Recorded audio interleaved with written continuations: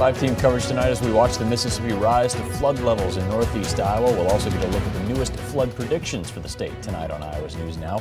We do start tonight at 5 live in Marquette, where the Mississippi River is rising this evening ahead of its forecasted crest next week. Weather First meteorologist Nick Stewart's been there since this morning. Hundreds of volunteers coming out to sandbag there. Nick, half the student body of an area school showed up to help out. Yeah, it was a big show of force here in Marquette earlier today, and right now the water does continue to rise. Here at one of the riverfront parks, this is where cars are normally parked to kind of enjoy the water, but you can see it's acting more like a boat ramp because the water is just so high. The range right now for the McGregor and Marquette area is around 24 to 25 feet. That starts putting more of Marquette and McGregor at a greater risk of impacts. And earlier today, over 100 students volunteered to help fill sandbags that will be available to the community.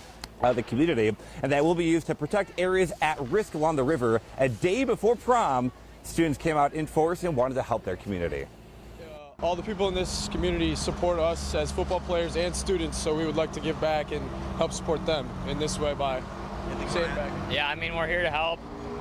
We just got to come out here and do what we can for the community. Community supports us. Like he said, we got to support the community too and give back. So, I mean, there's a lot of people out here. We're doing good work, making a quick work of it. So.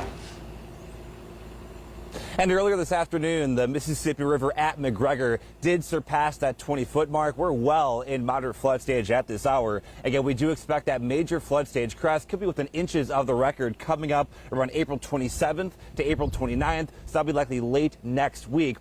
That'll be somewhere in the neighborhood of 24 to 25 feet. Now, here's where it stands in terms of the record crest. A forecast around 24 to 25 feet. That would be the second highest crest on record, only behind the Great Flood of 1965.